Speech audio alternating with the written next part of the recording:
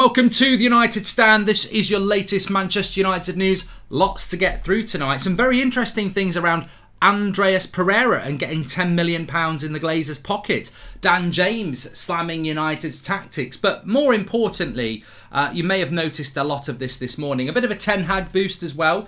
If you want him as United manager, there's definitely a development there. Lots of spin this morning about United planning for a big summer transfer window. And how I believe this is going to be very dependent on Cristiano Ronaldo and how Ronaldo will spark a transfer overhaul at Manchester United. The most interesting thing being whether it is a competent overhaul or not. We will wait and see.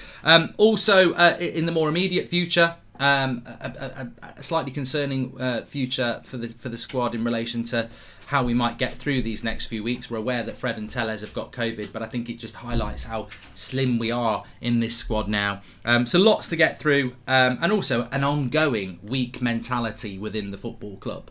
5.5 years we will go without a trophy now, and I think too many times we see Manchester United just fall away. I think we're very good when we're playing well and we're 1-0 up or it's 0-0, and as soon as we go 1-0 down or someone pegs us back, we're in trouble.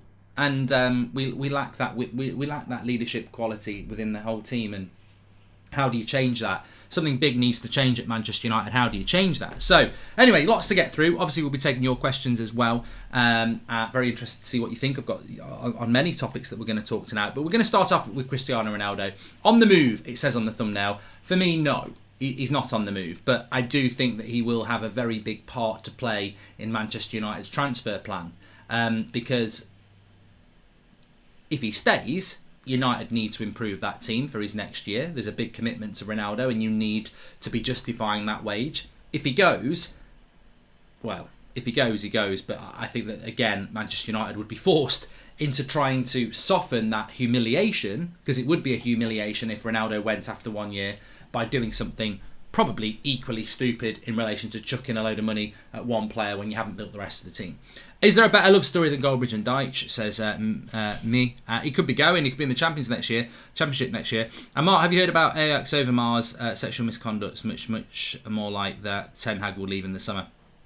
Ten Hag will be leaving in the summer, David. There's a very good Ajax reporter who's confirmed that today, so we will be talking about that in a moment. But just to head off some of the rumours around Ronaldo, there's talk of Zidane going to PSG. There was even some obscure Spanish report talking about Ronaldo going to Real Madrid. I said it before. We've had Romano on the show as well, who's confirmed it. Cristiano Ronaldo does not decide he's leaving a football club in February. He will wait until the summer. And how he's achieved GOAT status is because to be that good, to win what he's won, and it's the same with Messi as well. You don't keep winning Ballon d'Ors and titles and Champions Leagues on luck. You do it on a strong. Ultimately, you do it on ability, but you do it on a strong mentality as well. And you don't do it by checking out in February. Some players do it. Some players will check out in February. They'll be like, "Oh, I've got my eye on the summer," having a chat with their agent, having a chat with clubs. But Ronaldo's not like that. He's not like that. And Messi's not like that. Messi thought he was staying at Barcelona, didn't he? Ronaldo will not look at this situation till the summer because there's no reason to. He's looking at the next few weeks, the next few months. He's got a big game for Portugal in March. He might not be in a World Cup come the summer. People don't take that into account. Ronaldo will be focused on the here and now, focused on his fitness and performing to his best over the next few weeks. Because if he performs to his best over the next few weeks and months, he will be going to the World Cup. And he won't be going anywhere because United will be in the Champions League next year. So Ronaldo on the move, look, he could go in the summer. I saw Kev in the chat yesterday saying that Ronaldo could go, but on the move, I don't think so. I don't think you can have that chat at the moment. If Zidane went to PSG, I'm sure he'd love to take Ronaldo there. And to be honest with you, if it went really badly at United, a move to PSG for Ronaldo is probably not a bad idea. But there's a lot of if, buts and everything in relation to that at the moment. And I just don't think it's worth wasting time worrying about whether Ronaldo will go in the summer. I've always said if we're in the Europa League, I think he'll 100% go. But that's not the case at the moment. And there is still a good chance that we could be in the Champions League. What I do find interesting, though, is that things need to change at Manchester United. They need to change, and the things that need to change probably aren't going to change. Tomorrow night will be the crucial point of where United are currently at. Friday was unlucky and can't say we did didn't have chances. We were just unlucky, says Apollo. Yeah, I'm looking forward to tomorrow night for more ways than one, because I think it's a game, if we play like we did equivalently, we should, and take our chances, we will win comfortably. And we need to win tomorrow. I mean, just because we beat Burnley tomorrow doesn't mean we're going to get fourth place, but we've got to start this running games with a win, because they're all winnable games. So you've got to start it with a win. But I don't know whether you noticed it this morning. Lots and lots of stories from lots and lots of UK journalists talking about Manchester United formulating plans for their summer transfer window. They want to get it down to a short list, and then they're going to start talking to agents and clubs long before the summer so that they can line up their players that they want in the summer, and that the board have realised that the midfield is the number one area to resolve. Now, don't worry, I'm not going to dwell on that for too long, because yes, I mean, it's almost like what do they, that GIF where everyone stands up and starts applauding like that? Yeah, oh, yeah, ooh, yeah. United's board have realised that the midfield is the position that we need to resolve. Yeah, legends, yeah. I mean, we've only been talking about it for 3 years, but the big thing is that there's a big, and I tweeted this earlier. There's a big concerning point to this. Only this time last week, we were in the last few hours of the transfer window. We raised about probably £10 million in the January transfer window, and we spent nothing. A week later, we're being told of plans to formulate the summer signings. We're being told of getting it down to the last few in the next few weeks so we can start approaching these players. A couple of questions. First of all, we don't even know who the manager is. I mean, do the club not realise that everybody knows the reason that why Manchester United are not succeeding is because of the board and the incompetence there, and the director of football? I'm not a big fan of him, to be honest. I think he's always worked under the Glazers. He's been there for years. Some people want to say he came out of nowhere as a newbie a year ago. No, he didn't. He's been there for years, and they're the problem. But they continually expose themselves to be the problem whilst trying to pretend that they're not the problem. And what I mean by that is, all these stories we got this morning, wherever they're coming from, and I think we can all suspect that they are coming from the club because they're all coming from different British journalists. The story that is basically out there is that United are planning their summer transfer window and they want a midfielder, and it's probably Declan Rice. But if they're not talking to Rangnick, which they're not talking to Rangnick about summer transfers at the moment, because he's focused on coaching the team right here and now, and they're not talking to the new manager about summer transfers, then it's very, very clear that the summer transfer policy is being set by Richard Arnold and the board and John Murtaugh and Darren Fletcher, which is the problem at Manchester United. We can all sit here and say something's got to change at Manchester United, something's got to change. I mean, we could do a video, something's got to change at Manchester United, but the reality is something's not going to change, and the thing that needs to change is very, very obvious to us. This is not Blockbusters, this is not Countdown, this is not Deal or No Deal. This is, we've got a massive problem, we know what it is, how do we change that massive problem? Rangnick wanted a midfielder in January. Lingard wanted to go. Rangnick wanted him to go. They're planning summer transfer windows without Rangnick and without a new manager. Everything always comes back to either Ed Woodward or now Richard Arnold and John Murtaugh and Darren Fletcher and the board. They are making the decisions that are destroying this football club. They are the problem. And when you look at the summer transfer window, how am I supposed to be there, sat eating my cornflakes this morning, good, look at another one. Another British journalist talking about us signing players and we're doing a short list. We don't even know who the manager is. If I'm Ten Hag or I'm Pochettino, and I'm observing this situation because my agent's telling me, United like you, they want you. And I'm going, have you seen what these British journalists are talking about? They're talking about United sorting their summer transfers out. I don't know. I've not had an interview yet. I don't know whether I probably won't know whether I'm getting that job till May. They're sorting their bloody signings out. I don't want bloody Declan Rice. I want the 80 million that they're going to spend on Declan Rice, and I'll get 3 or 4 good midfielders. What do they think they're doing? Well, that's what happens at United. They buy the players, and you have to work with them. but their director of football's rubbish. Apparently, the new manager will have 110 million to spend. If we get Rice, there's the budget, says Sean Turner. But that's the problem, isn't it? I think you've got to... Connor says, I love your Red Dead streams and they've been making my day. Good, mate. I'm glad you're enjoying that. But this is the myth that we need to dispel. Oh, there is a myth to dispel, actually. Let's dispel this myth, because until United start proving that this is not a myth, then I think we have to take it as a fact. When Mourinho was manager, you would get people saying, well, he had however many 100 million spent on him. When Ollie was the manager, well, he had 300-400 million spent on him. When Van Gaal was the manager, he had about 250 million spent on him. Did he though? Because Van Gaal came out and said he didn't get the players that he wanted. Mourinho came out and said that he didn't get the players that he wanted. I mean, obviously Ollie will never say anything anyway, but Rangnick's been told he can't have a player. Today we're hearing that the board are thinking about players for the summer and we don't even know who the manager is. I mean, that's got to be a massive concern. And I don't know whether the club think fans aren't clever enough to realise, but when you start talking about, we're putting a list together now for our players for the summer, but we know you haven't got the manager yet, therefore we know you're picking the players for the new manager.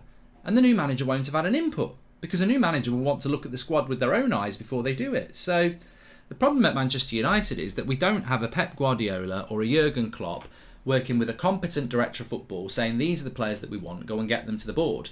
We have a competent manager who won't be listened to by an incompetent board and recruitment team, and they recruit players for the competent manager. That's never going to work. That's what needs to change at United in a very simple way. It's like a wheel, and if you want that wheel to roll down the hill, everybody's got to be moving in the right direction smoothly. So the manager speaks to the director of football about players and the board. They're all in agreement and they all go round together. At United, we've got brick wheels, because you've got a manager and then you've got to go right round to the other side to the board and director of football who talk about something, and it doesn't move around smoothly at all. There needs to be cohesion. That's what needs to happen. Now, reportedly, there was some cohesion when Ollie was there, but the problem is Ollie was inexperienced, didn't know very little. Just inexperience. You've got to have good people in place, which is why, ultimately, what needs to change is the owners, because they would not put up with this incompetence. Our biggest downfall as a fan base... Oh, God. That caught me. I breathed in some air and it made me cough. Our biggest downfall as a fan base, that we can't keep a consistent, strong fight against the Glazers. Most fans go through dribs and drabs, but every decision they make is incompetent. Only we can change, or we'll be here for another 10 years, says Nick97. Well, look, another thing to factor in here is that I think you're right, Nick. I think there's such an onslaught of bad decisions and bad publicity that fans almost seem overwhelmed by it. They're like, oh, well, this is the norm now. And there is no, the Super League was like one angry event that united not just United fans, but the whole of the footballing world. And then each club took it upon themselves to do something about it. Liverpool didn't really do anything because they were like, yeah, the owners have let us down there, but we're still successful.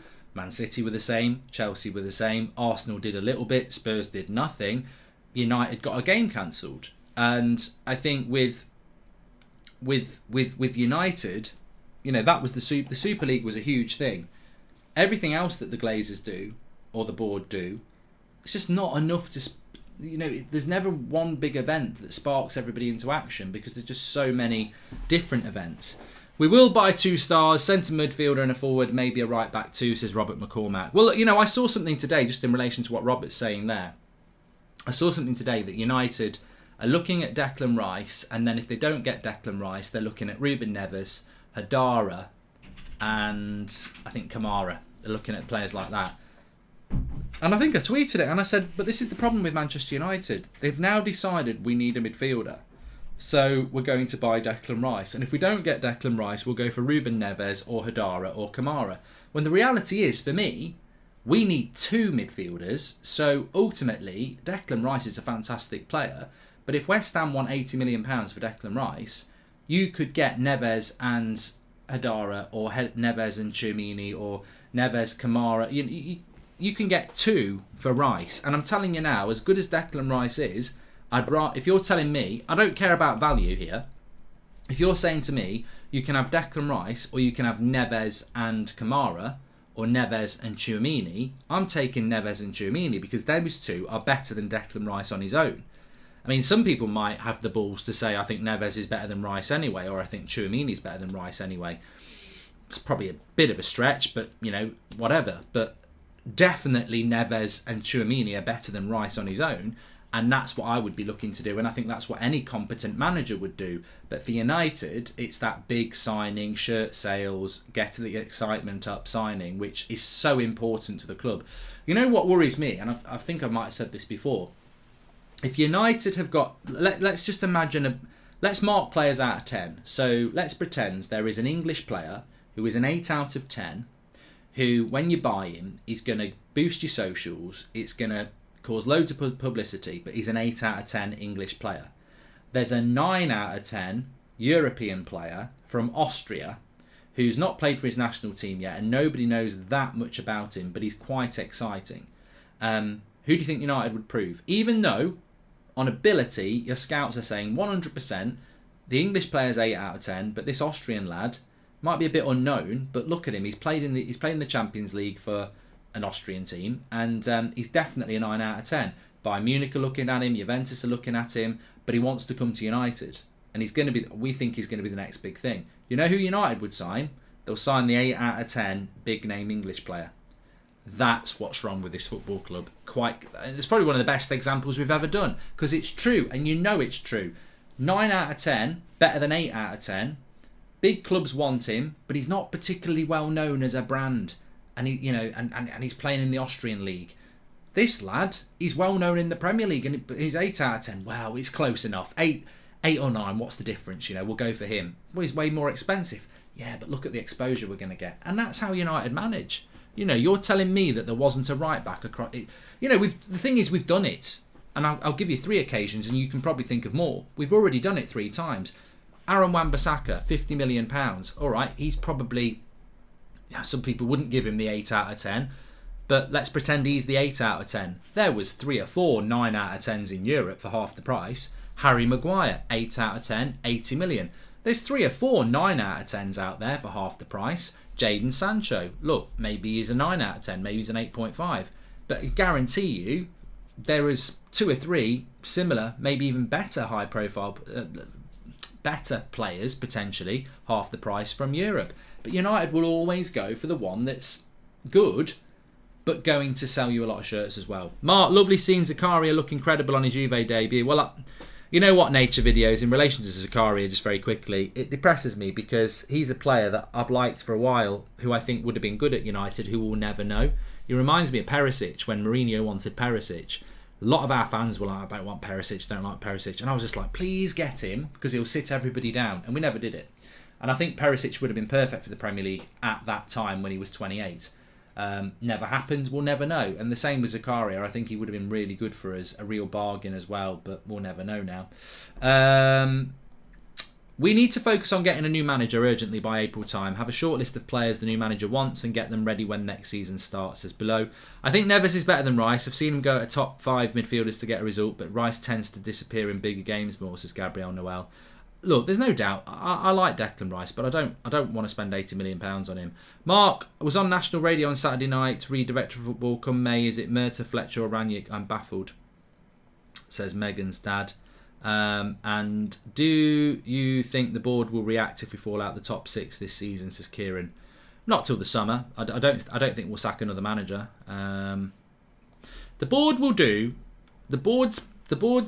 Most boards, to be fair, but Manchester United's board will do.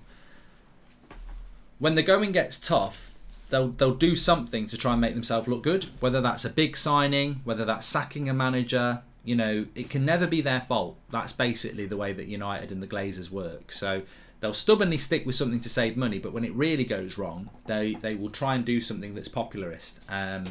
So yes, but look, I think that you can see what United are going to do in the summer, and I agree with Robert McCormack. I think it will be a high-profile midfielder and a high-profile striker. That's what I think United will do.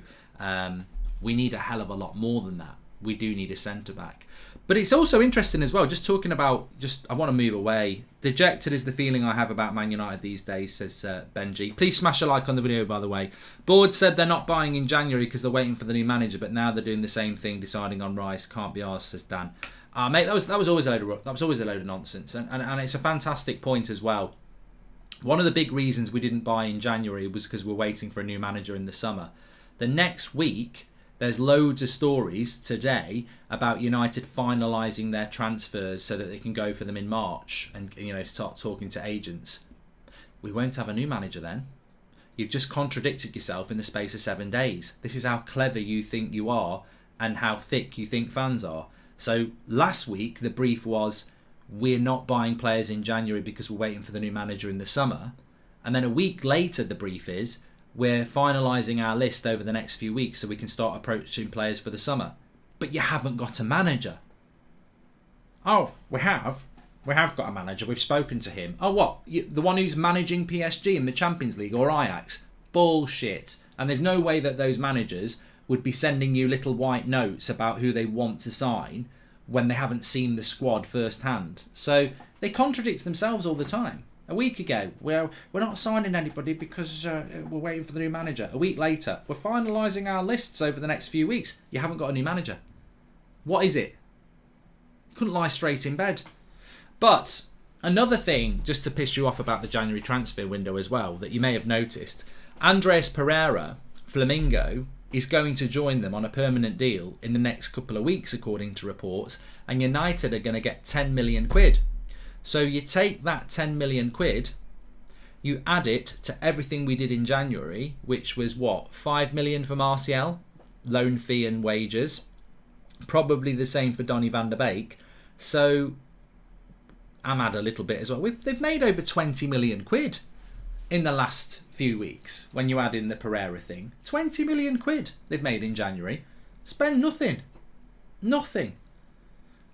You've said you're wary of Ranić permanently because he isn't listened to, but who would they listen to? They only listen to someone they can control, says Joshua Bowwater. Exactly, 100%. You're right, and that's why if you want the conversation of what's you know what? You almost you've got to be switched on to follow what United are up to on a day-to-day basis, because that example there about January, we're not buying anyone because we're waiting for the manager in the summer, and then the next week we're finalising our list over the next few weeks. How can you do that when you're waiting for the manager? Because you're not. Basically, the excuse in January was, we're not going to sign anybody. What's the excuse we can put out there that people will believe? Oh, tell them we're getting a new manager in the summer and that'll shut them up. Well, it didn't anyway, but it's not true, is it? Because we know who picks the team. We know who's, so we don't know. I hope Ranić picks the team, but we know who controls transfers, and it's not the manager of the football club. It's the board and the director of football. That's what's happening there. I don't know if it's slow sports news, but Dortmund have signed Sule, says Sharath Kamath Fitness. It is slow sports news from Sharath Kamath Fitness there. Sule is going to go to Dortmund, so we've dodged that at least, definitely. Yeah, I'm happy about that. Didn't want him to come to Manchester United.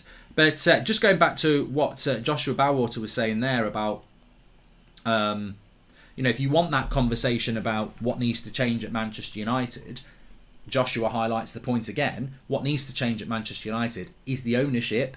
Then they'll change the board. Then we get a competent director of football.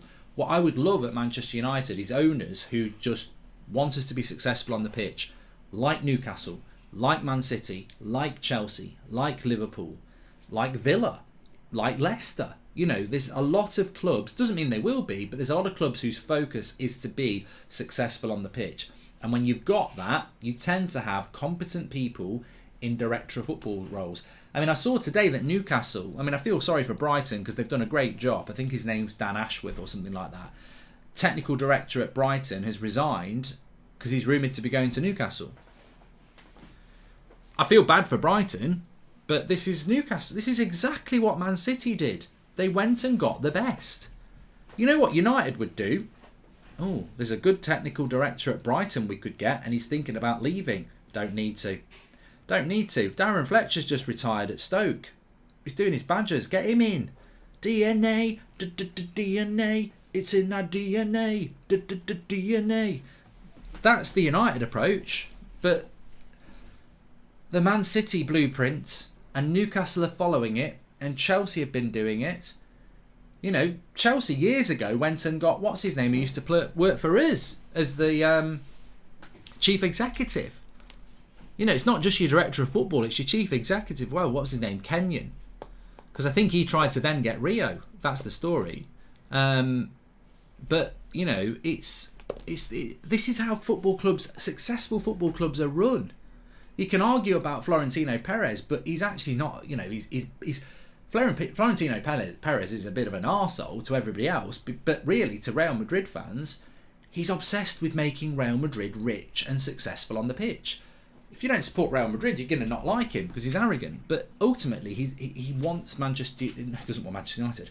He wants Real Madrid to be the best, and he wants them to be successful, and he's driven by that end.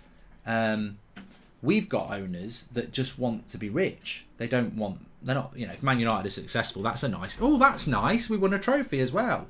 But it's not their be all and end all. So if you had the owners, I guarantee you now, if we had owners that wanted to be successful on the pitch, they would have advisors telling them, you might want to listen to what the board have been saying. You might want to listen to what the fans have been saying about the board, the recruitment, the director of football, the coaches, because they don't rate them. And if you clear the house, they'll love you straight away. And they would clear house. One, to please the fans, but two, more importantly, because they would want specialists in there. Mark, these players need to be prepared for toxic away atmospheres because of the Greenwood story. Fans will use it against United players, says James Smith. I don't think it's going to bother United players, is it? They're not singing about them. I don't think they will worry about that. Mark, are you part of Must? Really keen to know if they get things done, actually. Apologies if asked before, says Nikhil. No, I'm not. Not because I dislike Must. I'm not part of it. Because I never have been, even before United Stand. I've never been a member because I just haven't seen any action that I've thought, that's going to remove the Glazers from this football club.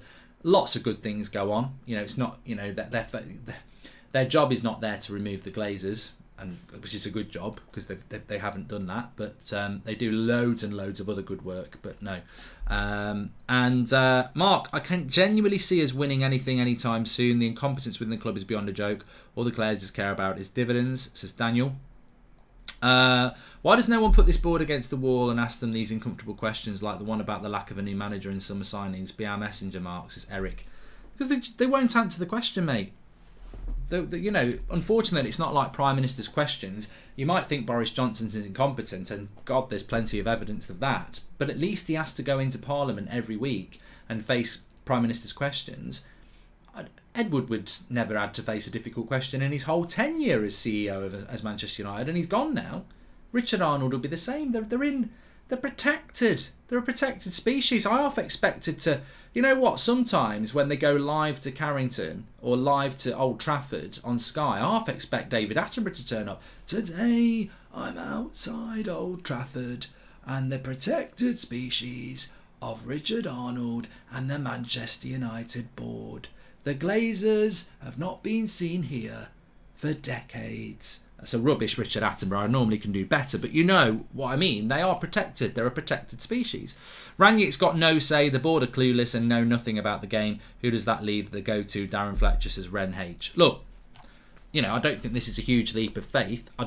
My personal feeling on Darren Fletcher is that, my personal feeling on Ralph Ranick is he is there right here, right now at Manchester United, coaching that team, and that's his focus. His focus is coaching that team to win against Burnley, to win against Southampton, to win against Atletico Madrid, to get into, I don't think he's even thinking about top four. I think Ralph Ranick has got more than enough problems on a day-to-day basis. I think he is just coaching that team. I do not think for 1 minute that the board or director of football are talking to him about summer targets or anything like that. I don't think that's happening, and I think the evidence is there that that's not happening anyway because of how he was ignored in the January transfer window. I think he's like a mushroom. I think if we are fans, you know, I've always said Manchester United fans are treated like mushrooms. They keep us in the dark and they feed us on shit. If we're in one shed, I think Ranić's in the next shed. I think he is being treated like a mushroom as well. And he's just out on Carrington training ground training the players. I don't think he's being listened to. I don't think he's got any part in building this football club from the summer yet. Maybe it will come, but I certainly don't think he's being sat there. And it's a shame because we heard that Murta especially wanted Ranić and admired Ranić, and it feels like he just ignores him, doesn't use him, doesn't utilise that skill. For me, Murta should have acknowledged that he's not very good at his job and learnt from Ranić over the next 3 years. It doesn't feel like that's happening. It's like, oh, I admire you, but you go and train. I'm the boss, you know, and you know that's how it feels like it's happening at the moment. We are forgetting Woodward notes on 1st of February. It said we relied on managers wanted. Now club will decide. Whole manager thing is bullshit, says Mashuk. And 1 billion loss in 10 years on recruitment. That's incompetence of the highest order. However, I feel if this will be used to not sign anyone or anyone relevant in the summer, says Mojo. No, I spoke about that this morning. I spoke about that this afternoon. There was an interesting tweet that came out from the Football Observatory that Manchester United's net spend is bigger than any club in the top 5 European leagues in the last decade. Any club. Real Madrid, Manchester City, Chelsea, Barcelona, PSG. Net spend is over £900 million over the last decade. Now, how many titles have PSG won? How many titles have... and when I say titles... You know, you can include domestic trophies in that as well, because look, it's not like, you know, we can't say, wow, we haven't won any leagues or Champions Leagues, but we've won loads of FA Cups and Carabao Cups. We've won next to nothing. In the last 10 years, what have we won? And correct me if I'm wrong, 1 Carabao Cup, 1 FA Cup, and 1 Europa League. Am I right? Van Gaal, Carabao Cup. Yeah, that's it, isn't it? We've won 3 trophies in the last decade. Carabao Cup, FA Cup and Europa League. And yet we've spent more than any other club in Europe. And PSG have probably won shitloads. To be fair, it's a bit of a crap league, but they have.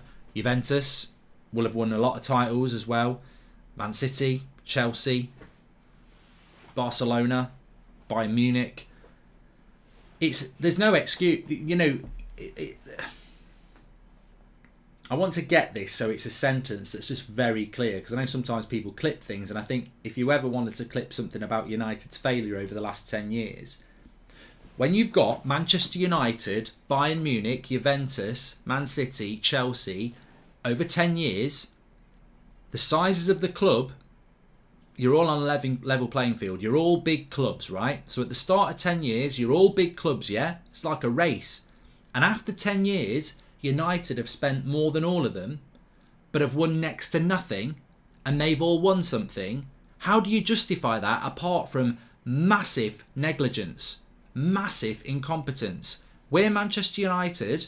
We're not Wimbledon. You know, we've got no infrastructure, we've got no fans or anything like that. We're Manchester United with a huge club and a huge ground, and we spend more than all of them, and we don't win anything.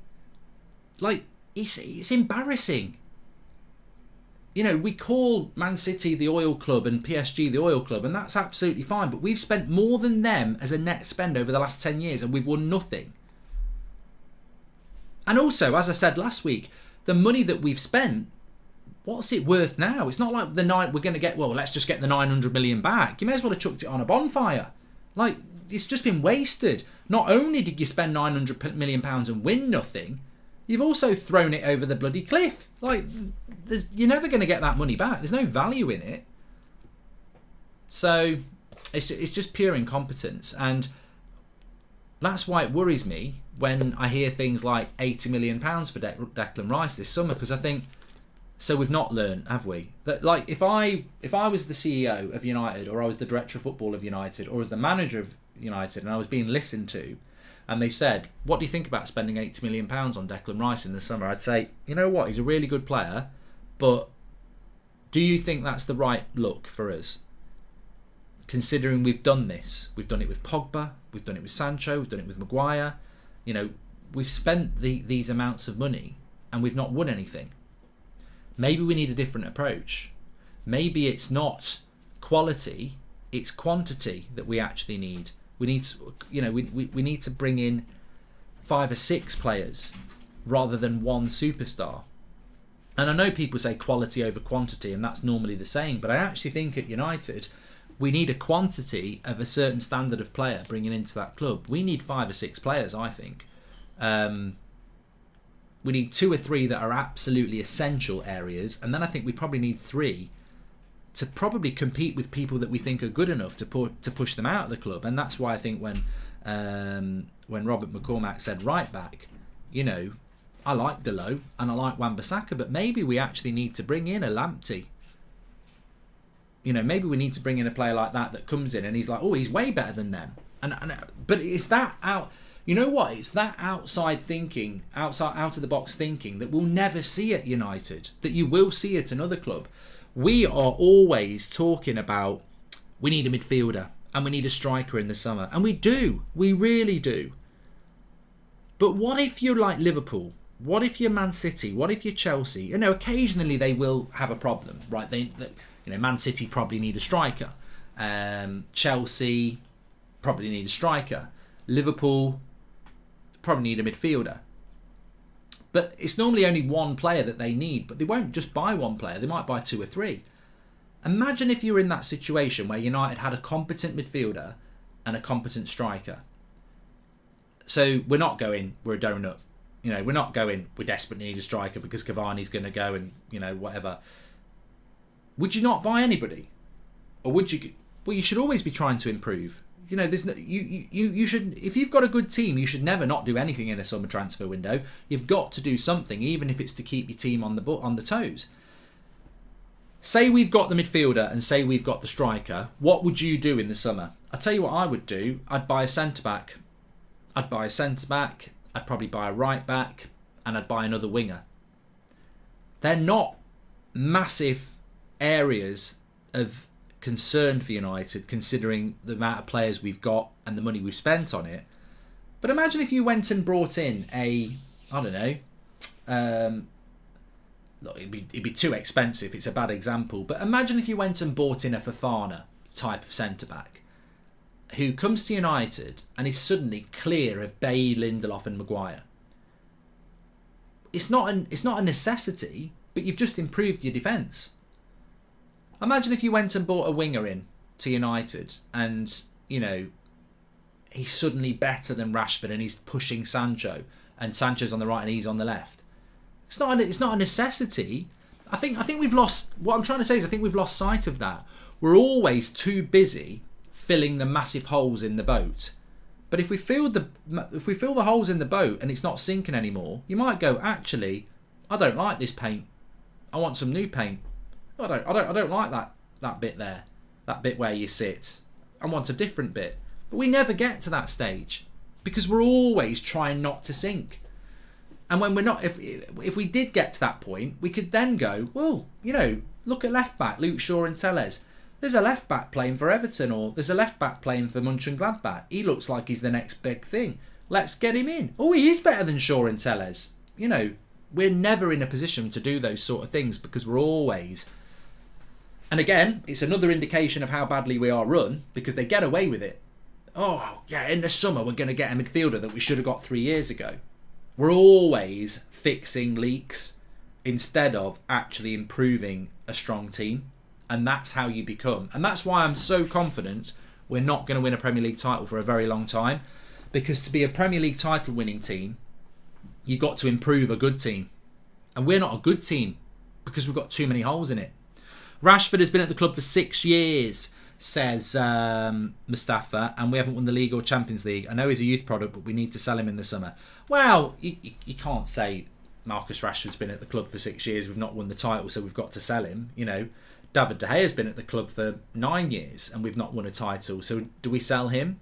You know, it's not always down to the individual. I think Marcus Rashford could be part of a title winning side. Whether he'd start in a title winning side, I don't know, but I certainly think, and Rashford would hate this, but I certainly think he'd be a very useful player off a bench at a Chelsea or a Liverpool, or I don't know about Man City, because I don't know whether he fit into the way that Pep wants to play. Maybe he wouldn't fit into the way that Klopp wants to play. But I certainly think that Klopp would get a lot more out of Rashford.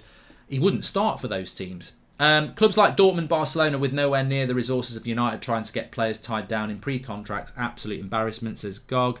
And I turned down CAO at United. Robert McCormack says they wanted me to sort the club out and buy all the players, but wouldn't let me super chat on here at the same time. You do a much better job, Robert. And we are waiting too long to build this team. Liverpool are already future-proofing with Trent, Elliott, Diaz, Kanate, Jota. Then City are City. We could end up like Arsenal. I'm worried, Mark. Well, I am genuinely worried about United. And nothing I'm hearing about United makes me feel any more confident. I mean, I don't know whether you saw the quotes from Dan James. I don't know how old they are, but he was talking about his time at Leeds. And basically what he said is the attention to detail at Leeds, he found it difficult at the start, but now he's been training so long under Bielsa, he's doing things in games that, he's never done before, and he's seen the benefits of the movement that he's making, the clips that he gets sent to analyse. He says the attention to detail is, basically just saying it's a different world. The coaching at Leeds is better than it is at United. Now, look, let's be fair. Dan James trained under Ollie. He didn't train under Rangnick. And I'm sure if Dan James was here under Rangnick, he would see a massive improvement. But it's still scary that Dan James was starting games for us at the start of the season for Ollie, and was an Ollie signing, and spent most of Ollie's tenure here. And Dan James, after 3 months or 4 months or 5 months at Leeds, is saying it's like night and day. And yet Man United are a massive club compared to Leeds. But you know what? We've all seen those people. They might live on your estate. You see a Porsche go past and you go, wow. And then you realise it's doing 30 miles an hour. And then you look in the driver's seat and it's some bloke who's retired. Nothing wrong with that. Enjoy your Porsche. But, you can have this powerful, beautiful machine and not know how to drive it. And then, that Porsche can pull up at the lights, and then a little Ford Fiesta can do it off the lights because it's got a better driver in it. And I think that's an example of what Dan James is talking about. At Leeds, they're not as big as Man United. They haven't got the resources we've got. We are a Ferrari stuck in third gear. And, look, I'm not saying Bielsa's got a bloody Ford Fiesta in fifth gear, but he's got it in fourth. I don't think Leeds are a better team than us. I don't. I think we'll beat Leeds in a couple of weeks. I hope we do. But it doesn't mean that the coaching that Bielsa does is not better than Ollie, because it was.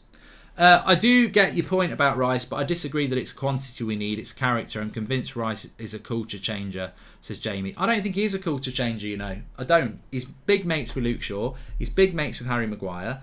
He's probably big mates with Rashford and Sancho.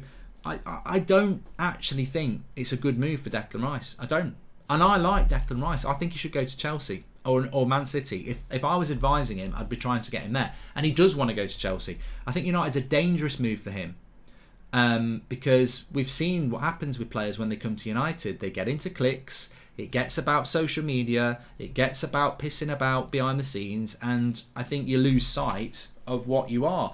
The days are gone where you go and get a Paul Ince from West Ham, or a Roy Keane from Forest, or a Dennis Irwin from Oldham, or a Steve Bruce from Norwich, and you turn them into these great players. I mean, look, it's another... I did a video about 3 or 4 years ago about Jurgen Klopp before they'd won a title, and I said, Liverpool fans won't like this, they won't thank me for it, but I think that there are really big similarities between the way Klopp coaches and the way Sir Alex did. And it was ahead of its time. It's one of the few videos I've done where it was ahead of its time. And I was saying that, look, they're winning...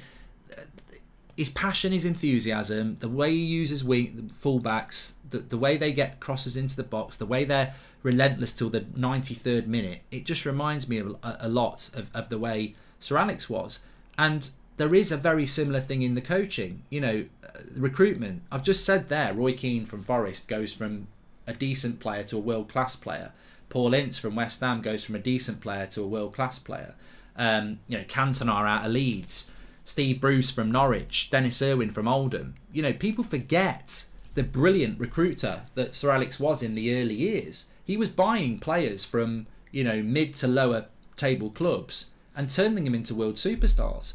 And does Klopp not do that? Jota at Wolves, Mane at Southampton, Van Dijk at Southampton, Robertson, Fabinho, you know, there are similarities there, and that's because we improve players.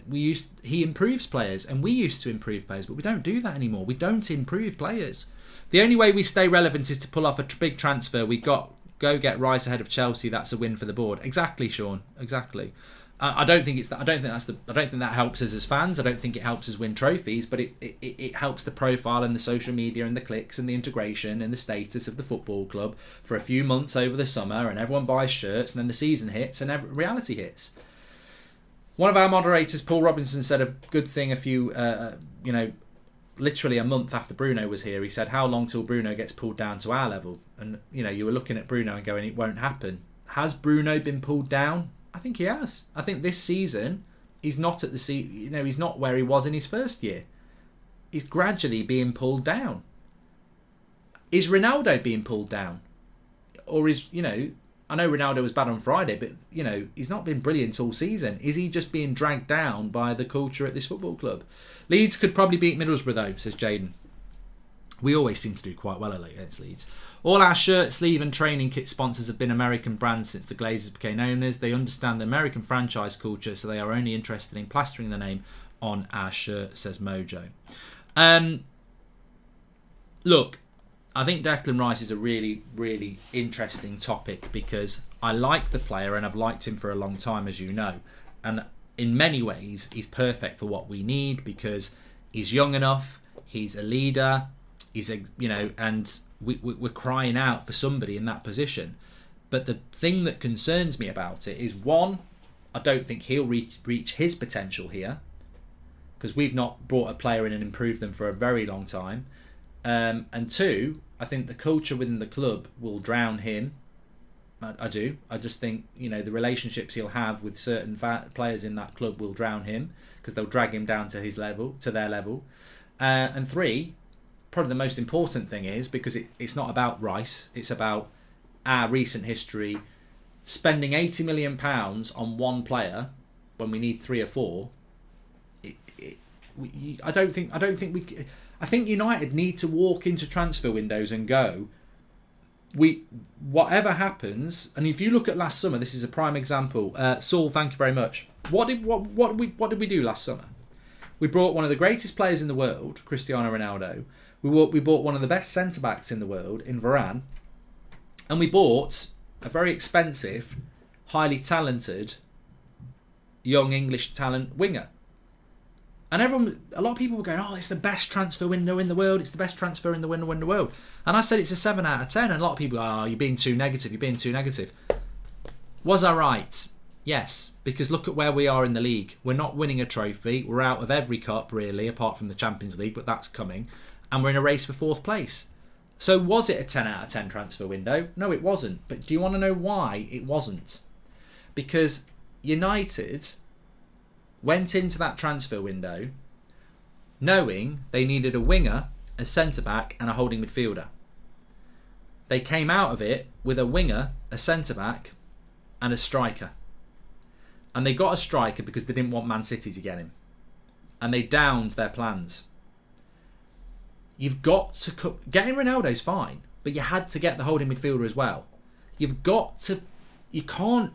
At this level of football, when you're up against the Man Cities and the Liverpools and the Chelseas, you cannot get away with not doing what you should have done. You can't.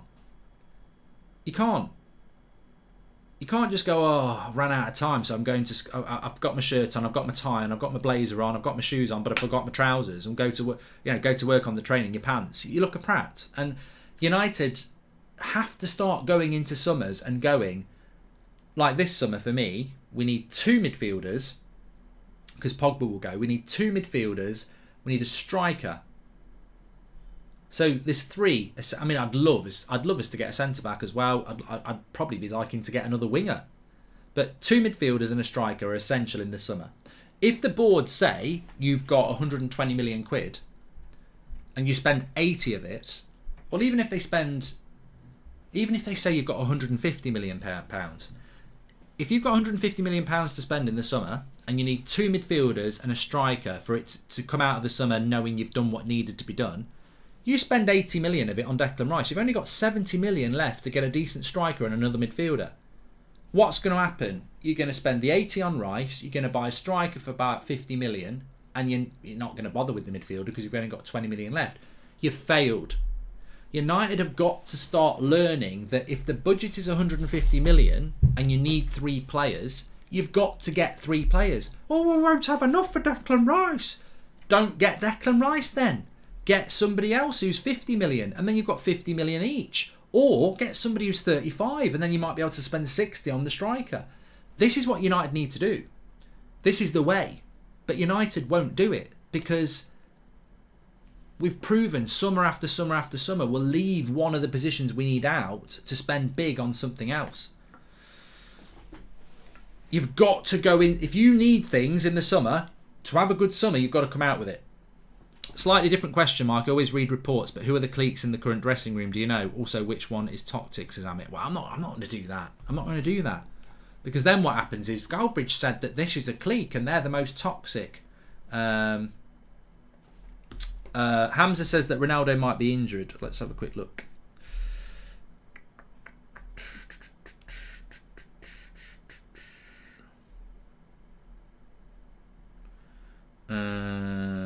Might be a load of shit, but we can always have a look. One thing I was going to talk to you about was Ten Hag. He will be leaving Ajax in the summer.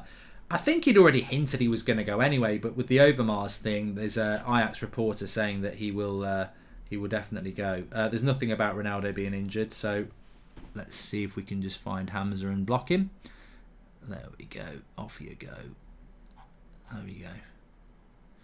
Permanent ban. Thank you very much. Yeah, so Ten Hag will be leaving Ajax in the summer. This Overmars thing is all a little bit odd, isn't it? I think it was... I was playing Twitch late last night. I was playing Red Dead Redemption, and like we were having a laugh because we were saying that, you know, Overmars leaving. It's fun. It's not funny because we don't know the full extent of what he's done, but it's just like sometimes we as football fans react without the full facts. And late last night, it was coming out that Overmars had left Ajax, and there was Arsenal fans saying, Edu's gone, we're going to get Overmars, then we're going to get Ten Hag. And I think there was genuine excitement, even though it was speculation. And then it came out a little bit later that Overmars was gone because of stuff he'd allegedly done in relation to females at Ajax and some sort of email thing or something like that. So Overmars hasn't jumped ship to go to another club to take Ten Hag with him. That might happen at some point, but Ten Hag is available this summer. Which is interesting, isn't it? I did want to just spend a couple of minutes talking about Ten Hag because I know he's very popular with you, the United fan base. And when I say, maybe not you specifically wanting Ten Hag, but there's a lot of United fans that would like Ten Hag. And it presents an interesting problem for United because I think, and I've always felt this, if Rangnick was going to be a consultant who was going to have a big part in United's future, do I think he would want Pochettino or do I think he would want Ten Hag? And I think he would want Ten Hag.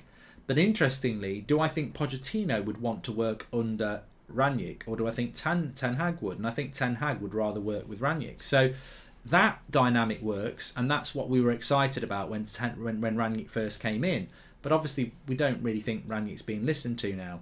But where it does get interesting is that if Ten Hag's leaving Ajax in the summer, he's available, and United need a new manager. It will always be... It's not ships passing in the night where it just never, like Klopp to United, it never really could have happened before he went to Liverpool. There was never the perfect time. Or Ancelotti's the better example. Ancelotti has said many a time that he'd like to manage United. And a lot of United fans would have liked to have had Ancelotti, but it just never really worked. There was never that perfect time. Well, if Ten Hag's available in the summer and United are looking for a manager in the summer, we'll always know that Ten Hag could have been United's manager and the board decided not to go for it. Because they probably will go for Pochettino. They're obsessed with Pochettino.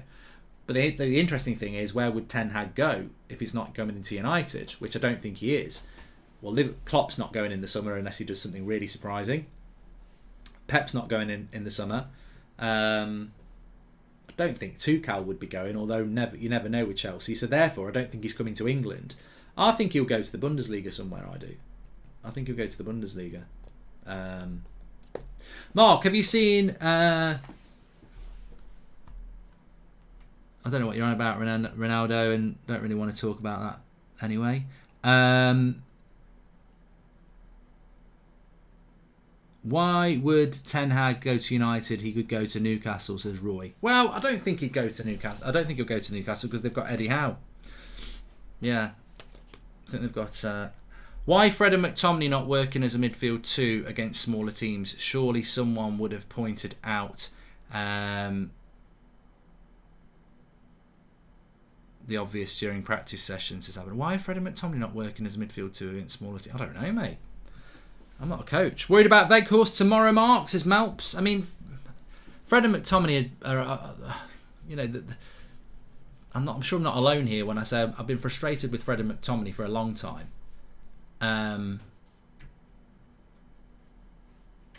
But Rangnick's not Ollie, and he still uses them. I don't know. I really don't know the answer, mate. I'm worried about Vag Horse Tomorrow, Mark. I'm only worried about Vag Horse Tomorrow because I saw a video today. I think it was on Goldbridge Clips. Veghorst actually scored a hat-trick against me on FIFA. It's just weird. If you don't know, I play FIFA Career Mode. I've done it as United for a few years now, and Burnley are always the team that, my bogey team. They don't always beat me, but there are some times when they have. And this Veghorst, this is like 2 or 3 years ago, was playing for Burnley, scoring goals against me. So there's something about tomorrow that worries me, but you know what? Sometimes when you think it's written in the stars, it doesn't happen. Sometimes you see a girl and you think she's the one of my dreams. You let her know and she goes, I'd rather eat roadkill. And you go, but I can, so it might not happen. It might not happen. He might be absolutely crap and we might smash Burnley 3 or 4-0 and I won't be worried about it. But trust me, if Veghorst scores tomorrow, even if it's for a few minutes, it will be a problem for me, yes, and I will get bantered. It will happen. Deitch could be a great manager for the Glazers as the only signings he want are gravel bags and wood, says MI.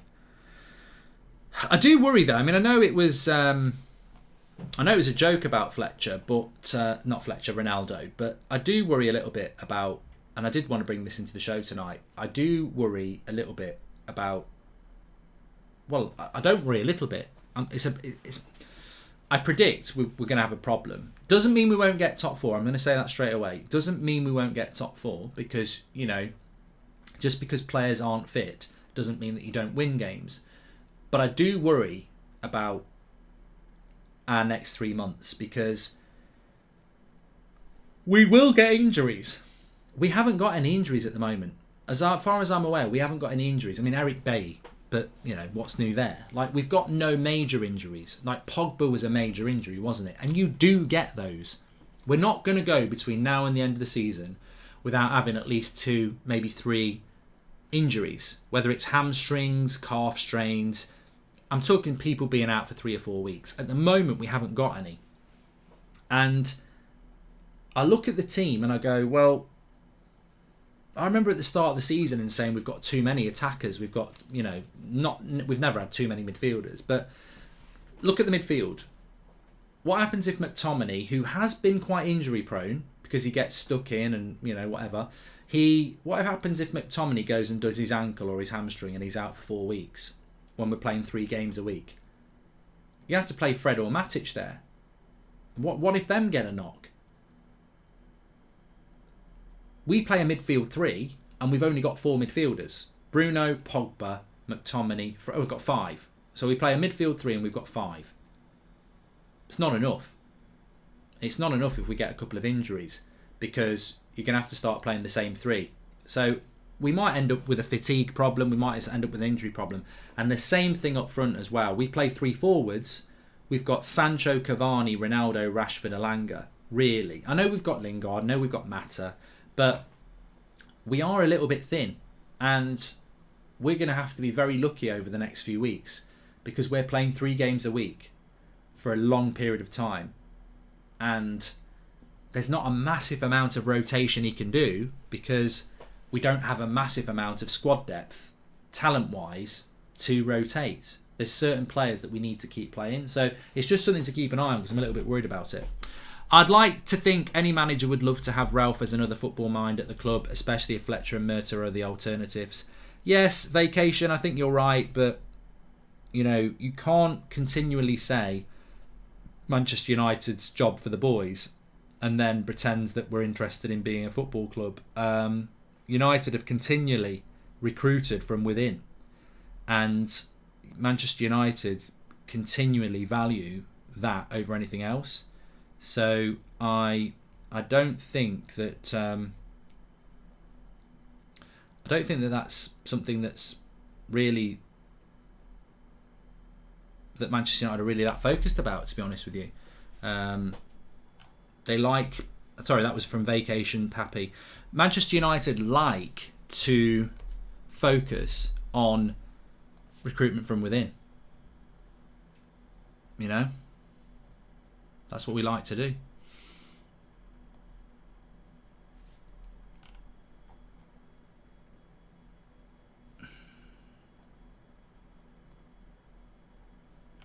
I've lost my chat here.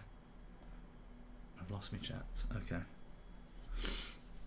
But if you want an answer to what needs to change at Manchester United, I don't think it's worth spending much time on. You know, it's just very obvious. We've got no control on it. We're not capable of doing it, and we're going to keep having the same problems that we've had over the last 10 years. We need a new owner. We need a new board. We need a new recruitment setup. We need new coaches. We need new players. It's a 5-layered thing all the way through the club. Players, coaching, recruitment, board, owners. And it needs all of it. It's not a very nice thought, is it? But we need all of it. At all layers, we need new. It's not going to change overnight. We're not going to win a title in the next 3 years. And I don't think we're going to get new owners. So I just think it's going to be difficult. Very, very difficult. But it could change very quickly, though. You know what? It could. If football's one thing, it's unpredictable. And look, a year ago, Newcastle were owned by Mike Ashley with Steve Bruce in charge, and they were going nowhere. And they were pissed off, and they were fed up, and they were like, we're stuck with him, and he's sports direct, and we're going nowhere. A year later, Eddie Howe's in charge. They've got billionaire owners, and they're on the up. When the change happens at Manchester United, it can change very, very quickly. But I don't believe it's going to happen under the current format because it hasn't happened. And, you know, I don't know whether there are any. I ask you this question. Do you think there are United fans out there still who are in denial, who think that our owners are not here just to make money and they actually want us to be successful? Because, you know, we're still in debt. They're still taking dividends out that no other club does. You look at how many dividends have been taken out by other Premier League clubs in the last 10 years, and the Glazers will dwarf everybody else by massive amounts. They're here to make money. I don't think they've ever made any secret of that, and I don't think that's going to change. Why would people who own the club, who want to make money, it's like that. It's not Christmas, is it? But it's like Scrooge. What was Scrooge all about? It was a greedy person who didn't care about anybody else, who would cut corners and not provide nice working environments for their staff because it would cost him money, and he hoarded money because he wanted to be rich. And the only reason he changed is because on Christmas Eve, 3 spirits came to him and shit him up, and he changed. Well, that's what we're. Do you believe that? Do you think that story actually happened, or do you think it was just a story from the mind of Charles Dickens? We're not that.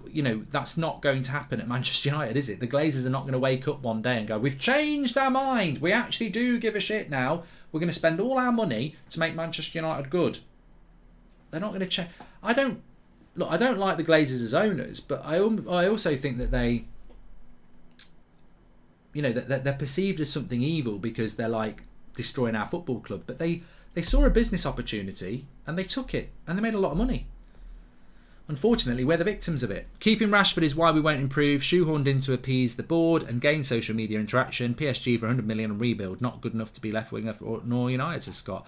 I think Rashford's got a difficult future, Scott. I mean, we'll end it on this, but I do think Rashford's got a difficult future because I think when you're a footballer and a certain percentage of the fan base don't think you're up to it, there's not many examples where it gets turned around. And I do like Rashford, and there are a lot of fans that do like Rashford, but I accept, like with Pogba, like with Bruno to a certain extent, even with Ronaldo at the moment, there are certain fans in our fan base who don't rate them, and it's hard to pull them back. And I just wonder with Rashford, I think about Ronaldo at that age, I think about Rooney at that age, and I think about Giggs at that age, and Scholes and Beckham. There wasn't many detractors of them. Rashford's got too many detractors at too early in his United career, and I just wonder what the future is for him. If we can get the Rashford we had, a couple of years ago, he'll sit his detractors down by performing on the pitch, and they'll come back to worshipping him. But you do worry because there are holes in his game. There are holes in his game that even I acknowledge. So you have to wait and see. But then again, we're not winning titles anyway. So what player doesn't have detractors at the moment? I think the only person that's pretty much above criticism at the moment is De Gea. Varane maybe to a certain extent as well. If Ronaldo has to leave after this summer, the board and these players have let us fans be down big time. Something cannot be forgiven. The hype's gone, says Arjun. Well, there you go. Look, it's been a really good show tonight. I've really enjoyed it. I hope you have as well. Please smash a like on the video and subscribe. Robert says Rashford is fine and people will be sat down. Well, we all win if that happens, Robert, so let's hope it does happen. Thanks everyone for watching. Some really good points. Lots to get through tonight. I knew it was going to be a packed show, and so it turned out to be. But enjoyed it. And tomorrow night we'll be watching Burnley at this time tomorrow night. So bring it on. I'm more than happy if we're playing lots of games because I think that's what we need at the moment. So take care, everyone. I'll be back in the morning. Smash a like on the video, and I'll speak to you all soon.